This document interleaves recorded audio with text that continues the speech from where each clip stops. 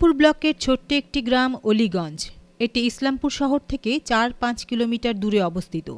এই গ্রামে বেশিরভাগ মানুষই কৃষিজীবী। ফসল বিশেষ করে ধান, ভুট্টা, বিভিন্ন রকমের সবজি এই গ্রামে চাষ হয়ে থাকে। এই গ্রামে ঢুকতেই গ্রামের পরিষ্কার পরিচ্ছন্নতা সবাইকে আকৃষ্ট করে। গ্রামের কয়েকজন যুবক এই গ্রামকে পরিষ্কার পরিচ্ছন্নতা ও সাজিয়ে রাখার ব্রত হাতে তুলে নিয়েছে। আমরা পেয়ে গেছি তাদের মধ্যে একজন নিখিল সরকারকে। চলুন তাঁর সাথে কথা বলে জানা যাক তাদের এই মহৎ কর্মের কথা। এটা আমরা তো অনেক কিছু ভাবছি, পরিষ্কার পরিচ্ছন্ন রাখাতেই ভাবছি যে আমাদের পরিবেশের বেশি ভালো থাকবে সবাই মিলে। আমাদের মোটামুটি 4-5 জন মিলে আমরা এই কাজটা করছি। আমরা দেখুন এই যে ঝাড়ু মারা থেকে শুরু করে ইট গাঁথানো থেকে শুরু করে আর এই যে বিভিন্ন ধরনের গাছপালা লাগানো থেকে আর গ্রামকে আরও সৌন্দর্য রাখার জন্য আমরা দেবদারু গাছ কিনে এনেছি নিজের মানে ইসের ফান্ডের পয়সা থেকে। আমরা যে কজন থাকি তাদের ফান্ড থেকে ঝাউ গাছ লাগাচ্ছি, কদিন পরে আবার ফুল গাছ লাগাবো, সেটাকে আরও সৌন্দর্য দেখাবে লোকের। মনে করুন যে আমরা 2 জন পারছি না, আরও 4-5 জনকে ডেকে নিয়ে তাদেরকে বললাম যে আমাদেরকে কিছু সাহায্য করো এই গ্রামের উন্নয়নের জন্য। এই সুন্দর গ্রামেই আজ আমাদের অনুষ্ঠানের নায়ক নারায়ণ সরকারের বাস। নারায়ণ সরকার একদিকে যেমন একজন দক্ষ কৃষক, আরেকদিকে তিনি কৃষিকাজকে নিয়ে প্রচুর কবিতা ও গান রচনা করে সাড়া ফেলে দিয়েছেন। নারায়ণবাবু ক্লাস 8 অবধি পড়াশুনো করেছেন। নারায়ণবাবুর জন্ম নদিয়ার। 1983 সাল থেকে তিনি এই গ্রামে বাস করছেন। শোনা যাক তিনি কিভাবে এই গ্রামে চাষবাস শুরু করেছেন। আমার জন্ম নদিয়া জেলার হরিণঘাটা ব্লকের কাষ্টডাঙ্গা গ্রামে। ওখানেই আমি পড়াশোনা করেছি। পড়াশোনা তো বেশি হয়নি, খুব গরিবের ঘরে আমার জন্ম। 8 অবধি পড়াশোনা ওখানে করেছি। তারপরে ওখান থেকে 83 সালে আমি প্রথম এই ইসলামপুরের অলিগঞ্জে এসে ঢুকি এবং এখানে আসার পরে তখনই আমার চাষে হাতে খড়ি। এই চাষে নামার পরে শুরুটা প্রথম এখানকার কেপিএস আমাদের গ্রামে একটা প্রশিক্ষণ নিয়ে এসেছিল, কৃষি প্রশিক্ষণ। সেখানে প্রশিক্ষণ নিলাম। তারপরে কৃষি বিজ্ঞান কেন্দ্র এলো 2005-এ। ওরা আসার পরে ওরাও আমাদেরকে বেছে নিল যে ওই গ্রামটায় ভালো ভালো ফসল হচ্ছে। ওরা এসে বেছে নেওয়ার পরে লেগে গেলাম ওদেরও পিছনে। একাধিক ট্রেনিং ওদের থেকে আমি নিতে শুরু করলাম। ওরা আবার পাঠিয়ে দিল কখনো মালদাতে, একবার বালুরঘাট, একবার রায়গঞ্জ, 3বার কি 4বার গেছি বিধানচন্দ্র কৃষি বিশ্ববিদ্যালয়ে, আবার পাঠালো পুন্ডিবাড়ি, কোচবিহারে। এই বিভিন্ন জায়গা থেকে আমার শতাধিক ট্রেনিং হয়ে গেছে। নারায়ণবাবু সর্বপ্রথম এই গ্রামে কুল চাষ শুরু করেছেন। 2011 সাল থেকে তিনি এই অঞ্চলের বাউকুল ও আপেল কুল চাষ করে এসেছেন। এর থেকে বছরে তার 70 থেকে 80 হাজার টাকা আয় করছেন। বাউকুল চাষ করে একদিকে যেমন তিনি একটি নতুন আয়ের উৎস খুঁজে পেয়েছেন, অন্যদিকে এই অঞ্চলের কৃষক ভাইদের মধ্যে কুল চাষের প্রচার ও প্রসার ঘটাচ্ছেন। 2010-11-তে আমি কল্যাণীতে গিয়েছিলাম ট্রেনিং নিতে। সেখানে গিয়েই ওরা আমাকে দেখিয়েছিল এই কুল চাষ বা কুলের বাগান। সেই ফল দেখে তো আমার চোখ ঘুরে গেল আর কি। তো ওরা আমাকে বললো যে কোথায় চারা পাওয়া যায় সেই সমস্ত ঠিকানাগুলো। তো 2011-তে আমি বাংলাদেশ বর্ডার থেকে চারাগুলো সম্পূর্ণ বাংলাদেশের, এটা বর্ডার থেকে নিয়ে এসে নিজে লাগালাম। আর তখন থেকে পরিচর্যা করে বেশ পরের বছর থেকে ভালোই বিক্রি করে যাচ্ছি। আর আমার এলাকায় বহু মানুষ আসে দেখতে, দেখেও তারা খুশি হয়। আশেপাশে গ্রামে 2-1টা কৃষক ভাই অল্প স্বল্প করে তারাও চাষ করেছে এবং ভালোই পর্তা হচ্ছে আর কি, লাভ ভালোই আছে। জমি তো আমার নেই বললেই চলে, আমার মাত্র 35 শতক, প্রায় 1.25 বিঘা 1.5 বিঘা মতো জমি, টোটালটাই এই কুল বাগান করে দিয়েছি। খরচ খরচা বাদ দিয়ে তো বাৎসরিক আমার 60 থেকে 70 হাজার টাকা মতো এখান থেকে বেরিয়ে আসে। অসময়ে বিশেষ করে বর্ষাকালে মাচায় পুঁই শাক চাষ করে অলিগঞ্জের গ্রামে প্রথম আসে নারায়ণবাবুর হাত ধরে। 1996 সালে প্রথমবার এই গ্রামে নারায়ণবাবু প্রথম মাচায় পুঁই শাক চাষ শুরু করেছিলেন। বর্তমানে প্রায় 10 লাখ টাকার পুঁই শাক এই গ্রাম থেকে বিক্রি হচ্ছে। আমি এই পুঁই শাকটা প্রথম চাষ করি 1996 সালে মাচার উপরে। আগে এখানে চাষ হতো মাটিতে, মাচার উপরেও যে হতে পারে আমি কলকাতা সাইডে ঘুরতে গিয়েই আমি বিভিন্ন গ্রামে ঢুকি ওদিককার চাষাবাদ দেখতে। সেখান থেকে দেখে এসে তার নকল করে শুরু করলাম এই মাচাতে পুঁই শাক চাষ করা। প্রথম বছর চাষ করলাম তো ভালোই হলো। গোটা গ্রামবাসী সেই পুঁই শাক দেখলো, তার দাম কেমন, বর্ষার সিজনে যে দুর্দান্ত ফলন, যেখানে বর্ষার সিজনে থাকেই না আর সেখানে মাচার উপরে এত সুন্দর পুঁইশাক, বাজারে প্রচুর দাম, ভালো পয়সা পেলাম। আর সেই আমার গ্রামবাসী দেখে তখন থেকে টুকটুক করে যে আস্তে আস্তে আমাদের পাড়াটা, তারপরে পাড়ার পরে আমাদের সাইডের পাড়া, এই করতে করতে গোটা ব্লক ছেয়ে গেল। এভাবেই তখন থেকে চাষ হয়ে যাচ্ছে। আর বর্তমান এত চাষ হচ্ছে এই পুঁইশাকের যে ধরুন বছরে আমাদের গ্রাম থেকে এই মাচার পুঁইশাক তো প্রায় 10 লাখ টাকা বছরে বেচাকেনা হয়, এইভাবে হচ্ছে। শঙ্কর জাতের শিম চাষ, যেটি ৪৫ দিনে কৃষক ভাইরা ফলিয়ে বিক্রি করতে পারেন, প্রথম চাষ শুরু হয়েছিল এই গ্রামে ১৯৯৮ সালে নারায়ণবাবুর হাত ধরেই। বর্তমানে প্রচুর কৃষক ভাই বোনেরা এই শিম চাষ করে ভালোই লাভের মুখ দেখছেন। সিম চাষ হতে কার্তিকা সিম সেটা ওই পৌষ মাসের আগে বাজারে উঠতো না। আর এই যে বর্তমান সিম দেখছেন, এটা কিন্তু আশ্বিন মাস থেকে বাজারে ওঠে। এটাও আমি কলকাতা থেকে বীজ এনে, এই হাইব্রিড সিম, এটা লাগানোর পরে ৪৫ দিনে এর ফুল এসে তারপরে ফল ধরে বাজারজাত করা যেতে পারে। এটাও শুরু করেছি কিন্তু আমি 10 বছর মতো আগে। তখন থেকে শুরু করে প্রথম বছর তো ম্যাজিক দেখিয়ে দিলাম আমার ব্লকে। ব্লক কি মনে হয় সাব ডিভিশন বললেও হয়। কেমন ধরনের ম্যাজিক! এই জাত যে নতুন আবিষ্কার হয়েছে, যে সময় লাগাও না কেন ৪৫ দিন পরে তার ফুল ফুটবে আর সেখান থেকে ফল দেবে, এটা কিন্তু এই সাব ডিভিশনের কোনো মানুষের জানা ছিল না। আমার যেহেতু ঘন ঘন ২৪ পরগনায় কলকাতা সাইডে বিভিন্ন গ্রামে গঞ্জে মাঠে ঘাটে আমি বছরে ২-৪ বার করে যাই আর ঘুরি, সেখানে কি কি নতুন নতুন পাওয়া যাচ্ছে খুঁজতে খুঁজতে এই সিমের জাত যখন আমি পেলাম, ওই বীজ নিয়ে এসে আমি ৫ কাঠা ৭ কাঠা মতো জমি প্রথমে চাষ করি। গোটা গ্রামের মানুষ অবাক যে এই ভাদ্র মাসে কি করে সিম গাছে ফুল ফোটে, এ কোন ম্যাজিক দেখালো নারায়ণ। হ্যাঁ, তো সেই যে সিম আমি উঠালাম, প্রায় ২ মাস ধরে বাজারে আমার একারই সিম, দ্বিতীয় কারো নেই, ফাটাফাটি বিক্রি। দামটা আমার একারই, আমি দাম বেঁধে দেই যে এত দাম না হলে ভাই বিক্রি করব না। আর তো দ্বিতীয় কারো সিম নেই। এই ২ বছর এইভাবে ম্যাজিক দেখানোর পরে তারপরে আর নিজের মুঠোর ভেতরে আর রাখতে পারলাম না। গ্রামবাসীরা এসে ফটাফট, নারায়ণ কোথা থেকে বীজ এনেছো, আমাদের দাও। এখন গোটা সাব ডিভিশন ছড়িয়ে গেছে এই হাইব্রিড সিমে। নারায়ণবাবু উত্তর দিনাজপুর কৃষি বিজ্ঞান কেন্দ্রে একজন মাস্টার ট্রেনার। তার বাড়িতে প্রায় গ্রামে কৃষক ভাই বোনেরা বিভিন্ন সমস্যা নিয়ে ছুটে আসেন।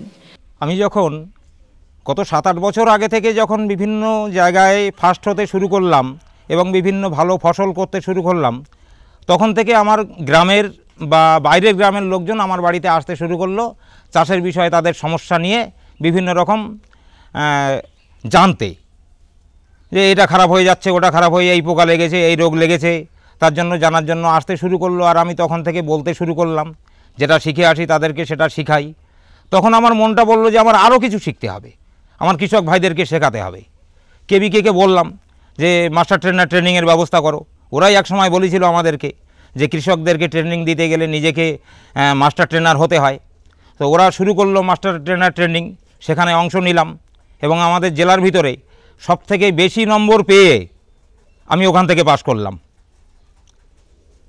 তো তখন গত মাস ৬ আগে তখন আমি হয়ে গেলাম মাস্টার ট্রেনার। আর যখন মাস্টার ট্রেনার হয়ে গেলাম তখন সেটাও আমার এলাকায় প্রচার হয়ে গেল, আমি মাস্টার ট্রেনার হয়েছি। একের পরে এক ফসলের রুগী, এই সমস্যা সেই সমস্যা, এটা করো সেটা করো, সকাল সন্ধ্যা আসতে থাকে, বাইক নিয়ে আসে আমার কাছে, এটা হয়েছে চলো যাই, ওটা ঠিক করে দাও, এটা ঠিক করে দাও। করে দিতে তো মন চায়, করে দিচ্ছিও, এলাকাবাসী তাদের উপকার হচ্ছেও, কিন্তু আমার যে পিঠ সমান হয়ে যাচ্ছে এটা ঠেকাতে গিয়ে, কারণ ভূমিহীন মানুষ আমি। একের পরে এক, সকালে 2টো পার্টি আসলো, বিকালে আবার একটা আসলো, সারাদিন ধরে যদি এটাই করি তা আমারই বা পেট কী করে বাঁচে, এটাও একটা সমস্যা। কিন্তু এদিকে মন চাইছে উপর মহল থেকে যেটা শিখে আসছি সেটা আমি আবার কৃষক ভাইদের মধ্যে বিলিয়ে দিই, আমার এলাকার উন্নয়ন হোক। আমি একা বাঁচলেই তো শুধু হবে না, এলাকার উন্নয়ন চাই, আমাকে কিছু করে দেখাতে হবে, মডেল হিসাবে তুলে ধরতে হবে আমার এলাকা, আমার গ্রামকে। সেটাই আমার মূলত চিন্তাধারা। জমির ভিতরে সরাসরি 4টে করে দানা যদি আমরা 4টে-5টা করে দানা দিয়ে যাই, তারপরে ওই গাছগুলো যখন একটু বড় হলো, 1 হাত 1.5 হাত বা 2 হাত লম্বা হয়ে যখন ফুল আসতে শুরু করলো, তখন কিন্তু পুরুষ বা স্ত্রী এটা চেনা যাবে। তখন শতকরা 10টা করে পুরুষ গাছ রেখে বাদবাকি সমস্ত পুরুষ গাছগুলো তুলে ফেললাম, আর স্ত্রী গাছগুলো ঠিকমতো জায়গায় জায়গায় একটা করে রেখে দিলাম। এটা একটা রাস্তা। কিন্তু অনেক সময় দেখা যায় যে চারা আমাদের এখানে ঠিকমতো তৈরি করা গেল না, কলকাতা সাইড থেকে তার চারা আনতে হলো, সেক্ষেত্রে কিন্তু প্রচুর হয়ে যাবে পুরুষ গাছ। এবার তাহলে সেখানে কি করণীয় আছে? ঠিকঠাক মতো করণীয় কিছু নেই, তবুও কিছুটা অন্তত কমানো সম্ভব, সেটা ইথিলিন স্প্রে করে কমিয়ে দেওয়া যায়। গাছের বয়স যখন 11 মাস বয়স হবে ওই চারাটার, সেই সময় 16 লিটারের ট্যাঙ্কিতে যদি 5 ml বা 6 ml করে ইথিলিন মিশিয়ে দিয়ে ওই সময় স্প্রে করা যায় 15 দিন অন্তর 2 বার, তাহলে বেশ কিছু কমানো সম্ভব। 16 আনার কাজ কিন্তু হবে না। নারায়ণবাবু সর্বপ্রথম বৈজ্ঞানিক পদ্ধতিকে অবলম্বন করে চাষবাস করে থাকেন। তিনি তার চাষবাসের বিভিন্ন ধরনের যন্ত্রপাতি ব্যবহার করে থাকেন। যন্ত্রপাতিগুলি খারাপ হয়ে গেলে সারাইয়ের কাজও তিনি নিজেই করেন। চাষাবাদ করতে গেলে যে সকল যন্ত্রপাতিগুলোর প্রয়োজন হয় তার ভিতরে শুধু আমার ট্রাক্টরটা নেই, স্প্রে মেশিন, তারপরে ভ্যান, এই জল দেওয়া মেশিন, এগুলো তো সবই আছে। আর এগুলোর খারাপ টারাপ হলে আমি সব নিজেই আমি ঠিক করি। যখন যেটার কাজ প্রায় সব কিছুই আমি নিজে হাতেই করি। নারায়ণবাবু কৃষিকাজের অবদানের জন্য পশ্চিমবঙ্গ সরকার থেকে অনেক পুরস্কার তিনি পেয়েছেন। 2013, 14, 15 সালের কৃষিরত্ন ও কৃষি সম্মানে তিনি ভূষিত হয়েছেন। পুরস্কারের শুরুটা মনে হয় আমার হয়েছে বছর 6-7 আগে চোপড়ার কৃষি বিজ্ঞান কেন্দ্র থেকে। ওখানে প্রথম একটা কুইজ প্রতিযোগিতা হয়েছিল গোটা ডিস্ট্রিক্ট নিয়ে। সেই কুইজ প্রতিযোগিতায় অংশ নিয়েছিলাম। 32টা দল ওখানে বসেছিলাম, 32 জন লোক। সেই 32টা দলের সঙ্গে প্রতিযোগিতায় আমি প্রথম হয়েছিলাম। সেখানেই একটা ওই প্রতিযোগিতার পুরস্কার পেয়েছিলাম। সেখানে হয়তো নগদ টাকা দিয়েছিল ওরা, না স্প্রে মেশিন দিয়েছিল। তখন থেকেই পুরস্কার পাওয়া শুরু। অনেকগুলোই পেয়েছি। কৃষি বিজ্ঞান কেন্দ্রে 2 থেকে 3 বার করে আমি প্রথম স্থান নিয়েছি। মডেল প্রতিযোগিতা বিভিন্ন রকম। গত 2 বছর আমাদের কৃষি মেলাতে কৃতি কৃষক পুরস্কার দেওয়া হলো, সেখানে 2 বার প্রথম স্থান নিয়েছি। তারপরে 13-14তে কৃষক রত্ন ব্লকে একটা করে, মুখ্যমন্ত্রী একটা করে সার্টিফিকেট দেন, সঙ্গে 10,000 করে টাকা। 13তে পেয়েছি, 14তে পেয়েছি। 15তে গত বছর জানুয়ারিতে 17 তারিখে একটা সম্মান আমাকে জানালো, উত্তরবঙ্গ কৃষি বিশ্ববিদ্যালয় থেকে পেয়েছি, অগ্রণী কৃষক সম্মান। তারপরে জানুয়ারির 28 তারিখে মুখ্যমন্ত্রী হাতে করে দিলেন বর্ধমানের পানাগড় থেকে কৃষক সম্মান সার্টিফিকেট, সঙ্গে 25,000 টাকার চেক, যাওয়া আসার গাড়ি ভাড়া, মিষ্টির প্যাকেট, ফুলের তোড়া, একটা শাল। তারপরেও আর একটা পেয়েছি। মানে টোটালে আমি মনে হয় সরকার পক্ষের থেকে 70 থেকে 80,000 টাকা নগদ পুরস্কার পেয়েছি। স্প্রে মেশিন 3-4খানা পেয়েছি। এক জায়গায় গান করে একটা ধান ঝাড়া মেশিন দিল আমার রেডিয়ে। আমার কৃষির উপরে আমি একটা অনুষ্ঠানে গান করেছিলাম। উনি খুশি হয়ে বলল, নারায়ণবাবুর জন্য একটা পুরস্কার ঘোষণা করলাম, ধান ঝাড়া মেশিন। ওই যে মেশিনটা দিয়েছে। নারায়ণবাবু একদিকে যেমন একজন প্রগতিশীল ও দক্ষ কৃষক, অন্যদিকে তিনি একজন কবি মনের অধিকারী। গত 7-8 বছর থেকে নারায়ণবাবু কৃষি বিষয়ের উপর কবিতা ও গান লিখছেন। ইতিমধ্যেই তিনি বিভিন্ন অনুষ্ঠানে তার স্বরচিত কবিতা ও গান আবৃত্তি করে শুনিয়েছেন, আর প্রশংসাও তিনি অনেক কুড়িয়েছেন। 7-8 বছর আগে থেকে যখন একের পরে এক চাষাবাদে সাকসেস পেতে শুরু করলাম, তখন সেই মনের আনন্দে মাঠে যখন আমি জমিতে কাজ করি, এক এক সময় এক এক রকমের কথাবার্তা, খুশির কথাবার্তা, আনন্দের কথাবার্তা মনের নিজের ভিতরে তৈরি হয়ে যায়। তো সেগুলোই আমি 2-1টা করে লাইন লিখে ওই কবিতার ছন্দ, গানের ছন্দ এর ভিতরে ঢুকিয়ে দিয়ে তখন থেকেই আমার এই গান লেখা, কবিতা লেখা এটা শুরু। মূলত শিক্ষাগত যোগ্যতা আমার খুবই কম। আমি তো আর লেখক নই, কবিও নই। চাষাবাদী আমার মেন পেশা, কিন্তু মনের আনন্দে নিজের ভিতর থেকে বেশ কিছু কথাবার্তা বেরিয়ে আসে, যে তার ছন্দে মিলিয়ে গানে রূপ দেই বা কবিতায় রূপ দেই।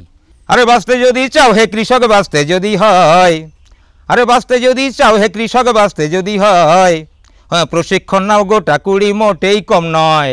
আর প্রশিক্ষণ নাও গোটা 20 মোটেই কম নয়। তুমি জানবে প্রশিক্ষণের শেষে কোন রোগে কোন ওষুধ আছে।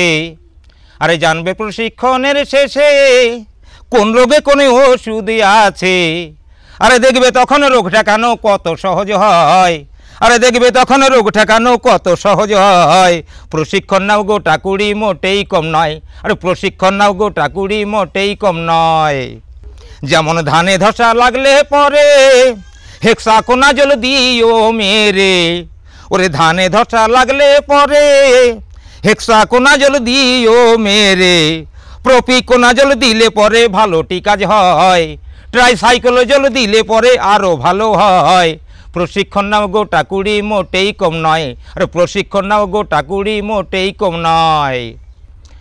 আমার এক গুরু বলতো কথায় কথায়, আর ক্যাপ্টেন দিও গোড়া পচায়, আবার চুন তুতে দিয়ে মারি বৌদ্ধ মিশ্রণ কয়, চুন তুতে দিয়ে মারি বৌদ্ধ মিশ্রণ কয়। প্রশিক্ষণ নাও গোটা 20 মোটেই কম নয়, আর প্রশিক্ষণ নাও গোটা 20 মোটেই কম নয়। আর এই পোকায় বেগুন যদি ছিদ্র করে, ফুলবেন ডিয়ামাইট দিও মেরে, আরে স্পাইনোসার দিলে পরে আরও ভালো হয়, স্পাইনোসার দিলে পরে আরও ভালো হয়। প্রশিক্ষণ নাও গোটা 20 মোটেই কম নয়, প্রশিক্ষণ নাও গোটা 20 মোটেই কম নয়। কৃষির সাথে কবিতার কিভাবে মিলন বন্ধন করা যায় তা নারায়ণবাবুকে না দেখলে জানাই যেত না। তিনি কাজের সাথে সাথে স্বরচিত কবিতা আবৃত্তি করে নিজেকে ক্লান্তির হাত থেকে দূরে সরিয়ে রাখেন। আরে দুর্বাঘাসে করে জ্বালাতন, বড় দুর্বাঘাসে করে জ্বালাতন, এ ঘাসে বেশি হলেই ফসল খেতে, এ ঘাসে বেশি হলেই ফসল খেতে চাষির ভেঙে যায় যেমন। দুর্বাঘাসে করে জ্বালাতন, বড় দুর্বাঘাসে করে জ্বালাতন। তার সাথে ভাই আরও যদি হয় কাটা নুটি গাছ, নিড়াতে গেলে হাতে কাটা, ঢোকে যে ঘস ঘস কাটা, ঢোকে যে ঘস ঘস। ও কাটা বার করিতে গেলে পরে, ও কাটা বার করিতে গেলে পরে, ও চোখে দেখা যায় না তখন। দুর্বাঘাসে করে জ্বালাতন, বড় দুর্বাঘাসে করে জ্বালাতন। আরও একটি খতরনাক ঘাস বাদলাসে হয়, বই পুস্তকে তাকে কিন্তু মুথা ঘাসও কয়, ও ভাই মুথা ঘাসও কয়। ও যার একটি গোড়া তোলার পরে আরও 4-5টা রয় অমন। দুর্বাঘাসে করে জ্বালাতন, বড় ভাদলা ঘাসে করে জ্বালাতন। নারায়ণ কয় ভাদলার জাত, মারা বড়ই কঠিন কাজ, সময় মতো মেরে দিও তাতে গ্লাইফস। কিভাবে জৈব প্রযুক্তিকে কাজে লাগিয়ে চাষবাসের উন্নতি করা যায় ও কিভাবে নতুন প্রযুক্তি ব্যবহার করে চাষবাস করা যায় তা সবসময় নারায়ণবাবুর মাথায় ঘোরাফেরা করে। নতুন নতুন ভাবনা চিন্তা যেগুলো করছি, যেটা আমার ভিতরে আছে, ওই আপনারা দেখলেন যে কলা গাছ ফুটো করে ওর ভিতরে কফির চারা লাগিয়ে ওটাকে আমি পুকুরে ভাসিয়ে দেব, ভাসিয়ে দিয়ে ওই পুকুরের জল কলা গাছ টানবে, সেখান থেকে কফির চারা টানবে এবং কলা গাছ পচবে, সার হবে, সেই সার কফি গাছে খাবে। এটা যেমন ঠিক একই রকমভাবে যে সকল জলা জায়গাগুলো পুকুরগুলো কচুরিপানাতে ভরে থাকে তার উপরে কি করে চাষ করা যায় সেটাও ভাবনা চিন্তা করছি। সর্ষে ছড়িয়ে দেবো ওর উপরে, সেই সর্ষে গাছগুলো ওর উপরে কিন্তু হয়ে যাবে। এই রকম নতুন নতুন ভাবনা চিন্তা আছে যে নতুন নতুন কিছু করব বা করে দেখাবো আমার এলাকাবাসীর জন্য, আমার গ্রামবাসীর জন্য। এই রকম ধরনেরই আমার চিন্তাধারা আর কি।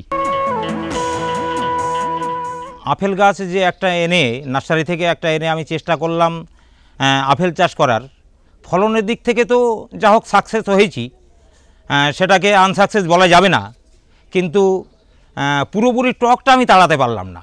মিষ্টি হয়েছে, যথেষ্ট মিষ্টি হয়েছে, কিন্তু বাজার থেকে কিনে যে আপেলগুলো খাই যার ভিতরে কোনো টক নেই, আমি সেই টকটাকে সম্পূর্ণরূপে তাড়াতে পারলাম না। প্রথম বছর প্রচুর টক হয়েছিল, তারপরে একটু চেষ্টা নিলাম, বেশিরভাগ হারে আমি গাছটাকে পটাশ খাওয়ালাম, কারণ পটাশ খাওয়ালে ফল টাইট হয় এবং মিষ্টি হয়। সেদিকটায় নজর দিয়ে দেখা গেল যে মিষ্টিটা অনেকটা বেড়েছে, কিন্তু সম্পূর্ণরূপে টকটাকে তাড়াতে পারলাম না। এক কথায় মানে যেটা বলা যায় 16 আনা সাকসেস আমি হতে পারলাম না। জৈব সার ব্যবহারে লাভ কিভাবে কৃষক ভাই বোনেরা পেতে পারেন তা নারায়ণবাবু তার কবিতা গানের মধ্য দিয়ে প্রকাশ করে চলেছেন। দিল এমন বুদ্ধি, দিল এমন বুদ্ধি, ফসলে গোলা যায় যে ভোরে, ধন্য ধন্য বিজ্ঞান তোরে, ধন্য ধন্য বিজ্ঞান তোরে। মোদের বিজ্ঞান কেন্দ্র আছে চোপড়ায়, আরে ওরাই আসে মোদের পাড়ায়, বিজ্ঞান কেন্দ্র আছে চোপড়ায়, ওরাই আসে মোদের পাড়ায়, কিছু শেখায় কিছু দেখায়, ওরা কিছু শেখায় কিছু দেখায়, শিখি মোরা বাচার তরে, ধন্য ধন্য বিজ্ঞান তোরে, ধন্য ধন্য বিজ্ঞান তোরে। এজোলা দিল ঘরে ঘরে, যা সপ্তাহে দ্বিগুণ হতে পারে, এজোলা দিল ঘরে ঘরে, যা সপ্তাহে দ্বিগুণ হতে পারে। আরে দুধ বাড়ে গরুর খাওয়ালে, মাছের খাবার হয়তো ভালো, জৈব সারও হতে পারে। ধন্য ধন্য বিজ্ঞান তোরে, ধন্য ধন্য বিজ্ঞান তোরে। ডাল শস্যের গোড়ায় রাইজোবিয়াম, আরে আমরা কি আগে জানিতাম? ডাল শস্যের গোড়ায় রাইজোবিয়াম, আমরা কি আগে জানিতাম? এরা জমির স্বাস্থ্য ভালো করে, নাইট্রোজেন আনে ধরে। ধন্য ধন্য বিজ্ঞান তোরে, ধন্য ধন্য বিজ্ঞান তোরে। মোদের ফলন বেশি প্রযুক্তির দান, কমছে অভাবে বাড়িছে মান। মোদের ফলন বেশি প্রযুক্তির দান, আরে কমছে অভাবে বাড়িছে মান। আরে আগের থেকে আছি ভালো, আরে আগের থেকে আছি ভালো, এখন বাইক প্রায় ঘরে ঘরে।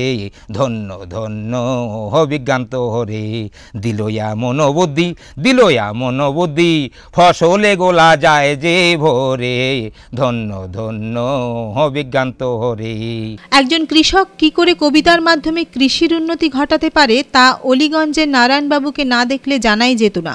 তার এই কাজ একদিকে যেমন কৃষির উন্নতি ঘটাতে সাহায্য করছে, অন্যদিকে কৃষিকাজে এক নতুন দিক আমাদের সামনে তুলে ধরছেন।